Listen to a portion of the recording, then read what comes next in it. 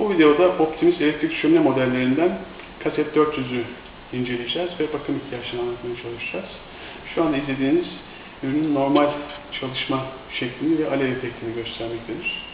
Uzaktan kumanda vasıtasıyla cihazı kapatıyorum.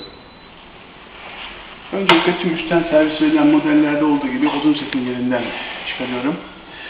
Dunville, Burbank, Red Bay gibi diğer modellerde bu şekilde servis verilmektedir. Ardından su rezerv haznesini yerinden çıkarıyorum. Buna normal şebeke suyu veya içme suyu doldurabilirsiniz. Daha sonra buhar yönlendirme plakasını yerinden çıkaracağım. Bunun için kırmızı mandalları gevşetiyorum ve üniteyi yerinden çıkarıyorum. Bu beraber verilen fırçasıyla beraber bunu lavabo altında kireçinden arındırabilirsiniz. Temizleyebilirsiniz.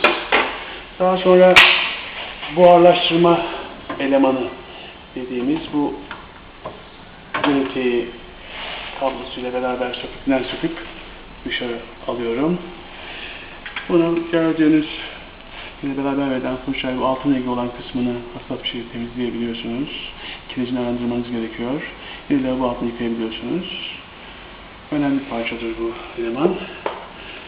Daha sonra zaman içerisinde alt rezerv haznesinde biriken kireci de yerinden bu hazneyi çıkarıp lavabo altını temizleyip boşaltabiliyorsunuz. Şu anda temiz gözüktüğü için ben tekrar yerine koyuyorum.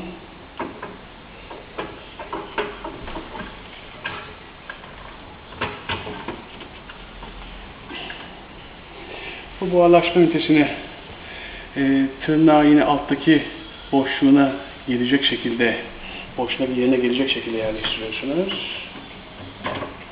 Kabloyu yine alt su haznesindeki kanalına geçirip elektrik bağlantısını yapıp bırakıyorsunuz. Daha sonra buhar yönlendirme plakasını da yerine takıp fırçasını da koyuyorum.